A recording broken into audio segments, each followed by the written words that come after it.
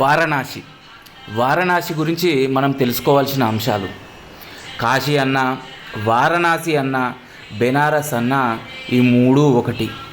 కాశీ అంటే ప్రకాశవంతమైనది అని అర్థం.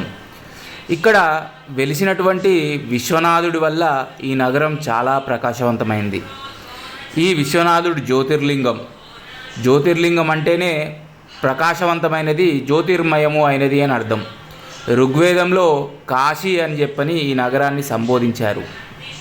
అదేవిధంగా వారణాసి అంటే వరుణ మరియు అస్సీ నదుల మధ్యలో అర్ధచంద్రాకారంగా ఈ గంగా నది ఉత్తరవాహినిగా ఉంది.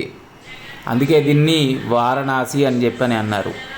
మన హిందూ ధర్మశాస్త్రం ప్రకారం బనారస్ అంటే సర్వాధిక పవిత్ర నగరి అని చెప్పని అంటూ ఉంటారు. అదేవిధంగా మన ఈ ప్రపంచంలో పురాతన కాలం నుంచి కూడా ఈ కాశీలో జనాలు నివసించేవారు. బెనారస్ అనేది చరిత్ర కంటే కూడా పురాతనమైనది. ఈ నగరానికి శివపురి, ఆనందవనం, మహాశ్మశానము అని ఇంకా చాలా పేర్లున్నాయి. ఈ కాశీని అవిముక్త క్షేత్రము అని కూడా అంటారు. అవిముక్త క్షేత్రము అని అంటే అసలు విముక్తి లేనిది అని అర్థం. అంటే ప్రపంచంలో ఏ ప్రాంతమైనా సరే విముక్తి పొందేది, అంటే ఎప్పుడప్పుడు పోతుంది. కానీ కాశీ అంటే ఎప్పటికీ పోనిది అనేది భావన. అయితే ప్రళయకాలంలో ప్రపంచమంతా జలమయం అయినప్పుడు వారణాసిని ఆ పరమేశ్వరుడు తన త్రిశూలం పైన నిలబెడతాడు అనేది శాస్త్ర ప్రవచనం. ఎక్కడైనా పాపం చేస్తే పోయేది గుడిలో, అక్కడ కూడా పాపం చేస్తే అది పోయే ప్రాంతం కాశీ అంటారు. ఇక్కడ కూడా పాపం చేస్తే సమాధానంగా కాశీ నుంచి బయటికి గెంటబడతారు. వాళ్ళకి శ్మశానం మాత్రమే దిక్కవుతుంది.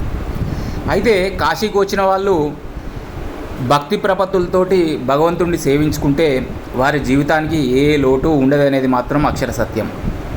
అబద్ధాలతో, నిర్లక్ష్యంతో అక్కడ తిరుగుదాము అని అనుకుంటే కాలభైరవుడు వాళ్ళకి తగిన బుద్ధి చెప్తాడు. అసలు కాశీలోనికి రావాలంటేనే కాలభైరవుడి పర్మిషన్ ఉండాల్సిందే. అయితే చాలామందిని మనం చూస్తూనే ఉంటాం, కాశీ దాకా వచ్చి అక్కడ దర్శనం కాక వెనక్కి వెళ్ళిపోయే వాళ్ళు ఉంటారు. ఎన్ని ప్రయత్నించినా మనం తప్పు చేస్తే ఇంకోసారి కాశీలోకి వెళ్ళలేమన్నమాట కూడా అక్షర సత్యం. కాశీలో దర్శనీయ స్థలాల గురించి ఒక శ్లోకం ఉంది. ఆ శ్లోకం విషయానికి వస్తే, విశ్వేశం మాధవం డుండీం దండపానించ భైరవం వందే కాశీం గుహాం గంగాం భవానీం మణికర్ణికాం. అంటే ఈ శ్లోకం ప్రకారం అయితే మనం చూడవలసినవి కాశీలో విశ్వేశ్వరుణ్ణి, బిందు మాధవుణ్ణి, దుండి గణపతిని, దండపాణిని, కాలభైరవుణ్ణి, వందే కాశీం అంటే కాశీమాతని, గుహాం అంటే జిగేశుడు ఉన్న ప్రాంతం, అదేవిధంగా గంగా, భవానీ అని అంటే అన్నపూర్ణమ్మ తల్లి, భవానీ గౌరి ఇద్దరిని అన్నమాట. అదేవిధంగా మణికర్ణిక ఘాట్ని కూడా చూడాలి. కాశీకి వచ్చాము వెళ్ళాము అని కాకుండా భక్తి ప్రపత్తులతోటి ఆ దేవదేవుణ్ణి సేవించుకోవడం అనేది ముఖ్యమైన విషయం. కాశీలో మనం వెళ్తుంటే మనకి కొన్ని ఇబ్బందికరమైనవి కనిపిస్తూ ఉంటాయి. అంటే ఎక్కడ చూసినా సరే ఆవులు బాగా తిరుగుతూ ఉంటాయి.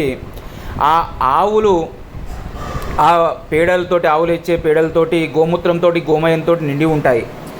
దానికి కారణం ఏంటంటే కాశీ మహాశ్మశానం అని పేరుంది కదా.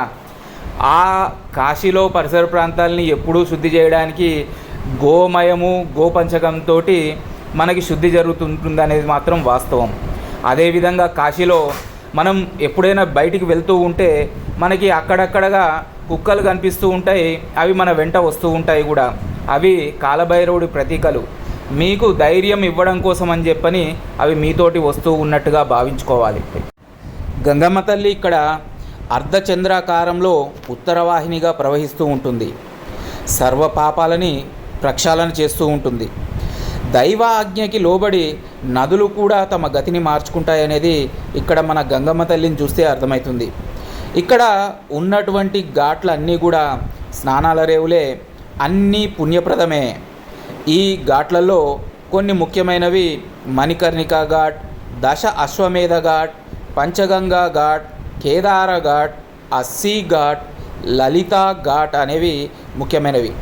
గంగా నదిలో ఎక్కడ స్నానం చేసినా పుణ్య ఫలితమే.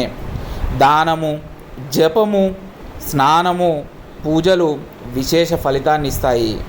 మణికర్ణికా ఘాట్ కానీ హరిశ్చంద్ర ఘాట్ కానీ అక్కడ ఉన్నటువంటి శ్మశానంలో ఉత్తర క్రియలు అంటే కర్మక్రియలు అన్నీ చేస్తూ ఉంటారు. ఇది దానంతట అదే ఒక మహాప్రపంచం. మామూలు ప్రపంచంతో అక్కడ సంబంధమే లేదు. సంకటమోచన హనుమంతుణ్ణి మహాభక్తితోటి కొలవండి. అదేవిధంగా గంగామాత, మనం గంగామాత గురించి అనుకున్నాం కదా, గంగామాతని ప్రార్థించండి. మీ సర్వ పాపాలు ప్రక్షాళయితున్నాయని చెప్పి నమ్మి స్నానం చేయండి. మనస్ఫూర్తిగా నమ్మండి. మీతో పాటుగా మిమ్మల్ని అంటిపెట్టుకుని వచ్చిన మైల పాపాలు అన్నీ తొలగించబడతాయి. గంగా స్నానానికి వచ్చి స్నానం చేయాలి కానీ చెప్పులు కడగడం, బట్టలు ఉతకడం, సబ్బులు షాంపూలు పెట్టుకోవడం చేయొద్దు. గంగామాతని పవిత్రంగా చూసుకుంటే గంగామాత కూడా మిమ్మల్ని పవిత్రంగా చేస్తుంది. ఒకవేళ మీ ఇంట్లో ఎవరైనా ఇక్కడికి రాలేకపోయినా ఆరోగ్య సమస్యలతోటి ఉన్నట్లయితే వారి పేరు మీద చెప్పుకుని మీరు ఆ గంగా నదిలో 3 మునకలు వేస్తే ఆ పుణ్యం వారి ఖాతాలో చేర్చబడుతుంది. వారికి మంచి ఆరోగ్యం కూడా ఏర్పడుతుంది. గంగా స్నాన ఫలితం నిజంగా చాలా గొప్పది. ఎవరి కోసం మీరు మునిగారో ఆ పుణ్యం వారిని చేరుతుంది అనేది శాస్త్రవచనం. సూర్యభగవానుడికి, మీ ఇష్టదేవతలకి, దేవతలకి, ఋషులకి, పితృలకి తర్పణాలు ఇవ్వండి. దేవతలకి అర్ఘ్యం కూడా ఇవ్వండి. మీ పెద్దలని తలుచుకోండి. ఇంకా గంగా స్నానం ఎలా చేయాలి అని అంటే సంకల్పం చెప్పుకుని ఏమైనా అవసరమైనటువంటి మంత్రాలు చెప్పి స్నానం చేస్తే చాలా మంచిది. మీకు సంకల్పం ఇబ్బంది అనిపిస్తే అక్కడ పెద్దలను ఎవరైనా అడిగి తెలుసుకోండి. అదేవిధంగా అక్కడ బ్రాహ్మణులు కూడా దొరుకుతారు. స్నానం అయిన తర్వాత మీకు తోచిన రీతిలో తగిన దాన ధర్మాలు చెయ్యండి. అదేవిధంగా ఆ విశ్వేశ్వరుణ్ణి దర్శనానికి వెళ్ళినప్పుడు అదే గుడిలో ఉన్నటువంటి పరివార దేవతలైనటువంటి తారకేశ్వరుడు, అవిముక్తేశ్వరుడు, భువనేశ్వరుడితో పాటుగా నవగ్రహాలని, అక్కడే ఉన్న గణపతిని, జ్ఞానవాపిని, పెద్ద నందిని దర్శించుకోండి.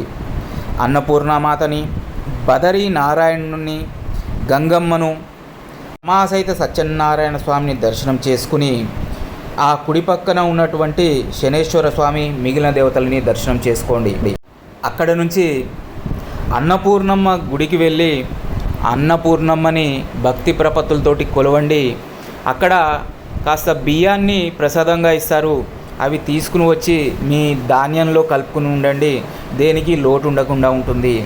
అక్కడే వెనకాల, ఆ గుడి వెనకాల అన్నపూర్ణమ్మ అన్నప్రసాదం ఇస్తారు. ఆ అన్నప్రసాదం తీసుకోవడం మాత్రం మర్చిపోకండి. కాశీ విశ్వేశ్వర కృపాకటాక్ష సిద్ధిరస్తు. శుభం భూయాత్.